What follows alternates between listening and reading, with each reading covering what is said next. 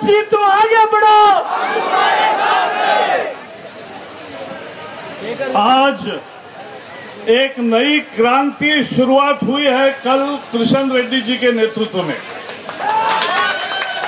मैं कहना चाहता हूं, तेलंगाना किसी के भरोसे नहीं आता, केवल बीजेपी और लोगों के भरोसे आता है। क्योंकि मैंने जब प्रस्ताव रखा तेलंगाना का कि अलग पृथक तेलंगाना निर्माण हो, मैंने कहा कि ये तेलंगाना वर्सेस आंध्र नहीं है, ये लड़ाई तेलुगु भाषा के दो भाइयों के बीच नहीं है। दोनों राज्य शांति से रहेंगे और सुखी रहेंगे और जल्दी प्रॉस्पर करेंगे। और इसके लिए हमने कहा था they will exist peacefully and progress rapidly. लेकिन ये क्या कर रहे हैं? अभी चिदम्बरम जी ने 9 दिसंबर को कहा कि process of formation of separate state of Telangana has begun, but it has never begun. उसी दिन उसको ब्रेक लग गया। अब कांग्रेस वाले भी मुझे कहते हैं आपने प्रस्ताव रखा, बड़ा अच्छा किया, तेलंगाना की हवा तैयार की, लेकिन उसका वोटिंग हुआ।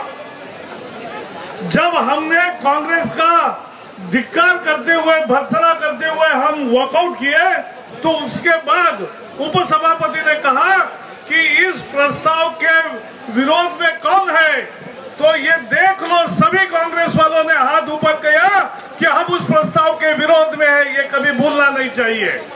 और इन्होंने वोट विरोध में दिया और इसलिए इनकी मंशा नहीं है। मुझे कभी कभी ताज्जुब होता है, तेलंगाना के नाम पर जो राजनीति करते हैं, जो तेलंगाना नाम पर पार्टी बनाते हैं, उनको लगता है कि सोनिया देगी तेलंगाना। मैंने कहा कभी नहीं देंगे, कभी नहीं देंगे। हमें समझना चाहिए, क्योंकि अरे कांग्रेस वालों को भी भरोसा नहीं है कि वो कभी देंगे, तो दूसरे क्यों भरोसा कर रहे हैं और उसकी वकालत क्यों कर रहे हैं? ये बिल्कुल गलत है। तेलंगाना न्यायोचित है। तेलंगाना पर किशन रेड्डी के नेतृत्व में भी जिस तरह से अन्याय हुआ है, पानी को लेकर अन्याय हुआ, कोर्ट में जाना पड़ा, कोर्ट ने तेलंगाना का पक्ष सुना और कहा तेलंगाना सही है, तेलंगाना को पानी मिलना चाहिए।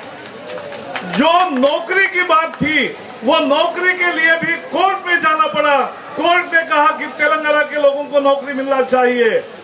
जो बिजली के प्लांट तेलंगाना में लगाने की बात हुई थी, उसका भी तेलंगाना में नहीं लगाया है। तो किशन रेड्डी सरकार भी पहले सरकार जैसी ही ये विरोध करने वाली सरकार है, ये तेलंगाना नहीं देते और इसलिए इनकी नियत में खोट है। और जब नियत में खोट होती है तो जनता जाग जाती है। आप लोग यहाँ आए हैं, ये भगवान शंकर की मूर्ति है और उसको एक तीसरा आंख होता है और तीसरा आंख जब खुलता है तो तेलंगाना का विरोध करने वाला कोई बच नहीं सकता। ये हमें समझना चाहिए। मैं राजनीति से कह रहा हूँ, लोकतंत्र में ये तीसरी आंख जो है वो लोकतंत्र तरीके से आंदोलन करती है और वो समझाती है कि क्या ताकत होती है जनता की। और इसलिए आज ये अधिकार की लड़ाई है, इसको हम जीत कर रहेंगे।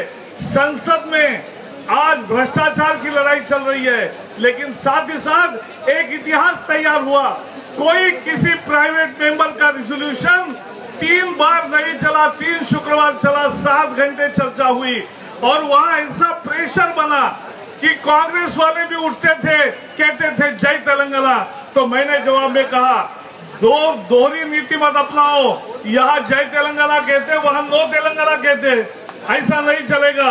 जय तेलंगाना कहोगे तो वहां भी कहो, वहां भी कहो। और इसलिए ये जनता की लड़ाई है, किशन जी के नेतृत्व में हम लड़ रहे हैं, हम सफल होंगे।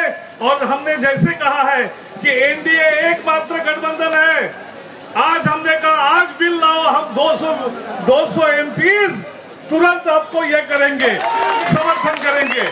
ये इतनी लड़ाई चालू है, लेकिन आज अगर तेलंगाना का कल भी बिल लाते हैं, कल हम सपोर्ट करने को उस बिल के लिए तैयार है, ये हमने कहा है।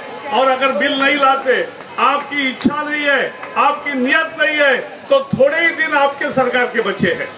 ये 2014 तक सरकार नहीं चलने वाली है, ये सरकार जल्दी जाएगी। कांग्रेस जा रही है, भाजपा आ रही है और तेलंगाना बन रहा है, ये समझ लेना। बहुत बहुत धन्यवाद। धन्यवाद प्रकाश जी।